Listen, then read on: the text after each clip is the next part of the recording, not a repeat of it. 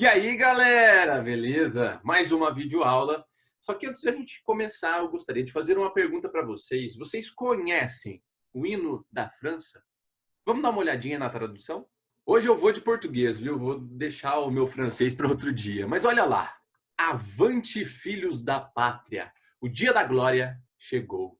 Contra nós, da tirania, o estandarte ensanguentado se ergueu.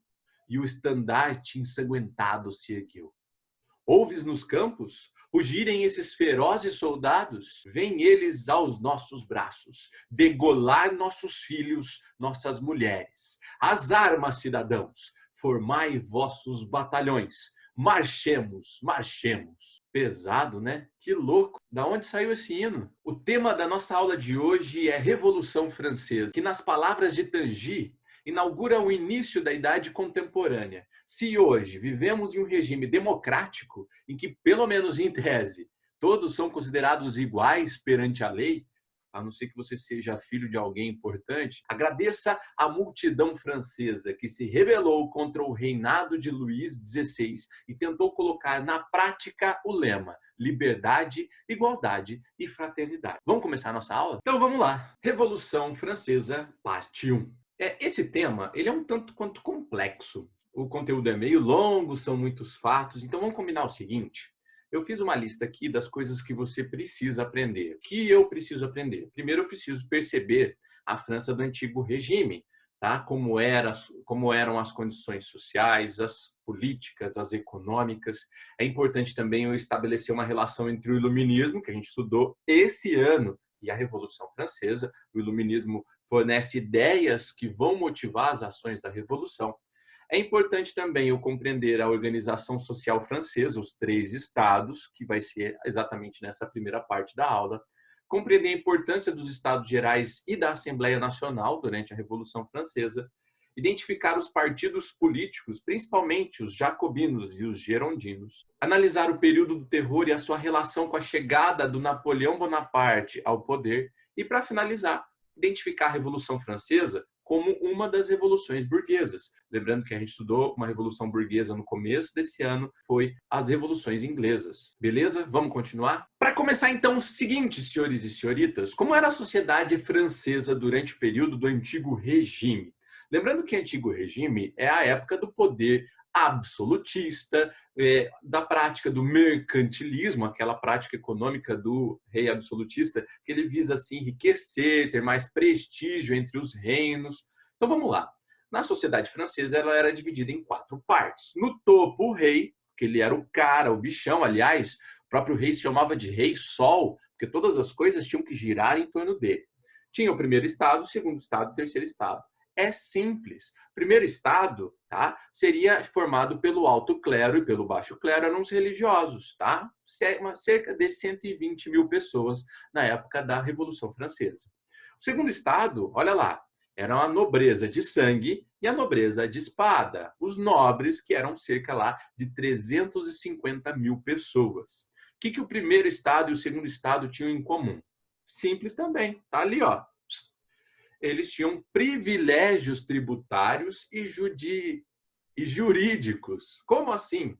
Eles não precisavam pagar impostos, tá? E as leis para eles eram diferentes, tá? Elas eram mais brandas. E para fechar, a gente tinha lá o terceiro estado. Já o terceiro estado, ele era formado pela burguesia e pelo povo, ou seja, o restante todo da população. Desde os pobres, como os sans-culottes, os camponeses, até muito ricos, como membros da alta burguesia. O terceiro estado, por exemplo, ele era formado por mais de 24 milhões de pessoas. Gente, comparando com o primeiro e com o segundo estado, era a imensa maioria da população, cerca de 95% das pessoas da sociedade no antigo regime, durante a Revolução Francesa, era do terceiro estado. Bem, e essa França lá do século XVIII, a França do antigo regime, ela tinha como governante um cidadão chamado de Luís XVI, o monarca absolutista. Ele centralizava todo o poder político, então, nessa figura dele mesmo, do rei, e mantinha uma sociedade de classes, tá? juntamente com o mercantilismo, uma série de práticas econômicas que a gente já veio estudando, de acúmulo de metais preciosos, de balança comercial, de intervenção do Estado na economia, de formação de colônias e por aí vai. As pessoas elas eram proibidas a se declararem como contrárias ao governo e proibidas também de tentar fazer algo que modificasse essa condição do reino. Mas apesar de todo esse rigor, a França de Luís XVI vivia uma gravíssima crise social. Isso porque as festas, os torneios e as caçadas que eram extremamente luxuosas e ofertadas praticamente para todo o segundo estado, tá? Elas eram pagas com dinheiro público, com dinheiro dos impostos. Além das festas, dos torneios e das caçadas, o dinheiro da guerra, por exemplo, a Guerra dos 7 Anos, que a França travou contra a Inglaterra e perdeu. E essa guerra perdida foi paga ainda com dinheiro também dos impostos. Então, tanto as festas quanto as guerras faziam com que o rei Luís XVI, com frequência, aumentasse os impostos. E quando veio uma época de péssimas colheitas, adivinha, a população do terceiro estado, que era a única que pagava os impostos, não deu conta, não conseguiu pagar os impostos. E isso gerou, obviamente, uma crise econômica e uma crise social. Porém, já no século XVIII, essa crise social ela tinha mais um tempero, mais um ingrediente, tá? Que eram as ideias iluministas. E essas ideias permitiram a crítica a essa forma de organização social do antigo regime. Diante dessa crise econômica profunda na França, que atingiu todo o século, o ministro das Finanças, o senhor Jacques Necker, ele aconselhou o rei Luís XVI a fazer o seguinte: convocar a Assembleia dos Estados Gerais, ou seja, formar uma reunião com representantes dos 3 estados para discutir possíveis soluções ao problema financeiro que o reino estava sofrendo. E daí aconteceu o seguinte, senhores e senhoritas, olha lá. Diante da Assembleia dos Estados Gerais, foram escolhidos deputados representantes dos 3 estados. O primeiro estado participava com 247 membros, o segundo estado com 188 e o terceiro estado, que representava 95% da população, tinha 500 membros, entre advogados, médicos, comerciantes e burocratas. Dentro da Assembleia, houve um empate. É que o primeiro e o segundo estado, compostos lá pelo clero e pela nobreza, respectivamente, eles desejavam que a votação fosse realizada após cada problema discutido, tá? E que essa votação ela fosse realizada por estado. Ou seja, o primeiro estado se reunia e tinham lá um determinado voto, eles decidiam um voto, o segundo estado decidia um segundo voto e o terceiro estado decidia um terceiro voto. E daí contavam os 3 votos e chegavam à maioria. O problema é que os representantes do terceiro estado defendiam que a votação ela fosse realizada por cabeça, ou seja, que cada deputado tivesse um voto. E assim, mesmo somando os 247 do primeiro estado e os 188 do segundo estado, nunca dariam a maioria dos 500 do terceiro estado. Diante desse impasse, aconteceu o seguinte: o rei Luís XVI ordenou o encerramento da Assembleia e impediu os deputados de entrar novamente na sala de reuniões que ficava no Palácio de Versalhes. Os representantes do terceiro estado, então, romperam com o governo e decidiram fazer o seguinte: foram até o pavilhão de jogos e formaram lá outra assembleia, chamada de Assembleia Nacional. Na Assembleia Nacional, os burgueses decidiram que caso houvesse a suspensão daquela reunião da Assembleia Nacional, eles iam também suspender o pagamento de impostos. Diante disso, o rei Luís XVI ordenou que o seu exército fosse até o salão de jogos e dissolvesse a Assembleia Nacional. Tal medida provocou uma reação da população já farta de pagar altos impostos, de manter uma vida luxuosa para o primeiro e segundo estado, de perder guerras, de suportar os mandos e desmandos dessa monarquia absolutista farta já do antigo regime. As pessoas saíram às ruas promovendo uma série de protestos. Uma parte significativa dessas pessoas invadiram a Torre da Bastilha, que aparece embaixo aqui na nossa imagem, tá? Que era um espaço, um ambiente onde geralmente se aprisionava os inimigos do antigo regime, os inimigos do rei absolutista. Essa torre ela acabava simbolizando todo o poder absolutista, todo o poder do antigo regime. As pessoas invadiram, tomaram os armamentos que lá existiam e entregaram esses armamentos à população. É a partir desse evento que a gente percebe que se inicia a Revolução Francesa. Vamos olhar o seguinte. Olha que coisa interessante. Os revolucionários franceses, eles costumavam se identificar com uma touca, tá? Ou melhor, ali do lado da nossa imagem, um barrete, chamado barrete frígio, que era usado durante a Revolução Francesa, era uma forma de identificar os revolucionários, a população que estava em protesto, tá? Uma touca vermelha, um barrete frígio. Esse barrete, ele virou também símbolo da Revolução Francesa ou dos ideais da Revolução Francesa e se manifestam de várias formas em nossa sociedade. Por exemplo, olha do lado esquerdo, brasão da Paraíba. No alto dele, na estrela, a gente tem um barrete frígio, representando os ideais da Revolução Francesa. Olha do lado, brasão do Rio de Janeiro, no centro do brasão. De novo, o barrete frígio. Bandeira de Santa Catarina, procura. Achou? Na ponta da estrela, outro barrete frígio. Brasão do Acre, tio, olha lá. Em cima do escudo, também o barrete frígio. E a bandeira do Rio Grande do Sul? Você conseguiu encontrar? Difícil, né? Vamos fazer o seguinte, vamos ampliar a imagem. Lá no centro da bandeira do Rio Grande do Sul, a gente também encontra o barrete frígio.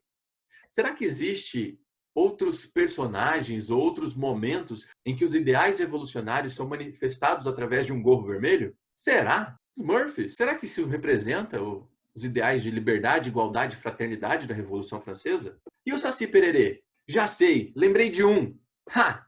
Papai Noel. Não, esse não tem nada a ver com a Revolução Francesa. Aliás, Papai Noel nem vestia trajes vermelhos, de acordo com a cultura de períodos anteriores a uma certa marca aí de refrigerante que acabou usando de propagandas para transformar a figura do Papai Noel. Mas vamos dar continuidade. A partir da tomada da Bastilha, os protestos começaram a se espalhar por todo o reino. No interior, os camponeses invadiam os castelos dos nobres, saqueavam e destruíam o que haviam lá. Queimavam até mesmo os documentos que os obrigavam a servir os nobres feudais. É importante a gente destacar que a queda da Bastilha, no dia 14 de julho de 1789, é considerada uma das máximas expressões populares na Revolução Francesa. E ela é retratada em inúmeras obras, como essa aqui que a gente vai observar. A gente tem a torre em chamas, a população armada, pegando em blocos de pedras, atirando contra a guarda imperial, contra a guarda real. Então, a partir desse evento, a gente percebe que aquela monarquia, aquele antigo regime absolutista se encerra. A burguesia conseguiu transformar a Assembleia Nacional em uma Assembleia Nacional Constituinte. O que quer dizer isso? Quer dizer que eles iam criar uma Constituição, fazer um conjunto de leis máximas para limitar o poder do rei. Ao elaborar uma Constituição para a França, a maior parte dos deputados seriam representantes do terceiro estado. Estabeleceriam o fim dos privilégios para o primeiro e segundo estado, revogariam boa parte dos impostos como o dízimo e aboliriam os direitos hereditários, como, por exemplo, o direito político hereditário, que fazia com que o rei sempre transmitisse o poder para o seu filho mais velho. Nessa Assembleia foi criada a chamada Declaração dos Direitos do Homem e do Cidadão. E isso é muito importante, vai estar até nas avaliações. Influenciado pelas ideias iluministas, os representantes da Assembleia Nacional criaram esse documento que inspirou até mesmo a Declaração dos Direitos Humanos. Vamos dar uma olhada num trecho da Declaração dos Direitos do Homem e do Cidadão? Artigo 1. Os homens nascem e permanecem livres e iguais em direitos. As distinções sociais não podem ser baseadas senão na utilidade comum. Ou seja, ninguém nasce nobre, ninguém tem direitos a mais que ninguém. As pessoas são todas livres e todas iguais em direitos. Segundo artigo, o objetivo de toda associação política é a conservação dos direitos naturais e imprescindíveis do homem. Esses direitos são a liberdade, a propriedade, a segurança e a resistência à opressão. Olha só, claramente influenciada pelo John Locke. Artigo 4. A liberdade consiste em poder fazer tudo aquilo que não prejudique outrem. A liberdade, portanto, extremamente valorizada na Declaração dos Direitos do Homem e do Cidadão.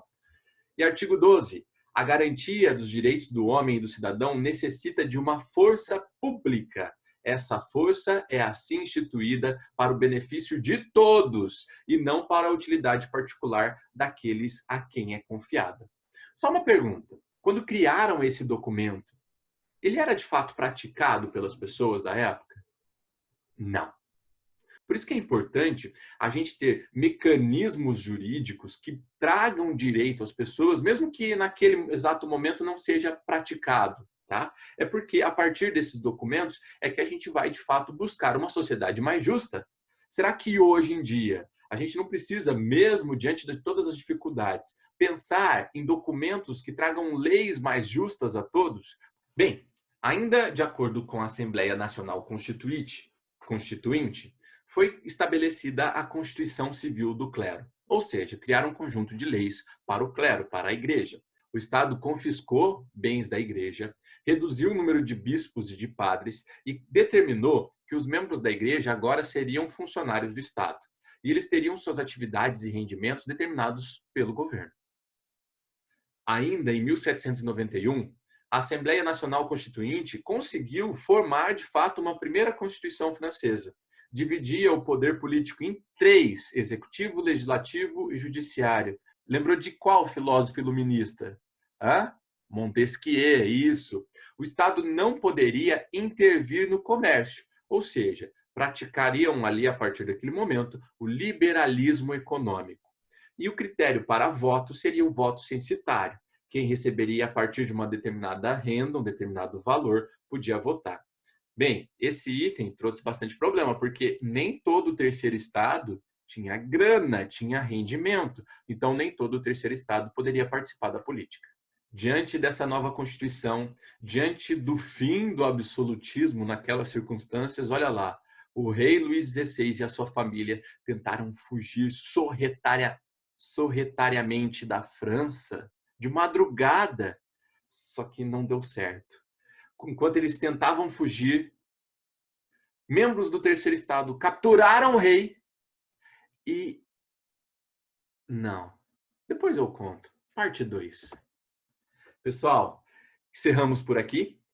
Realize a atividade do Positivo On. Leia da página 40 a 46. Tá? O gabarito da outra atividade está na plataforma. E, fiquem bem. Até a próxima. Falou!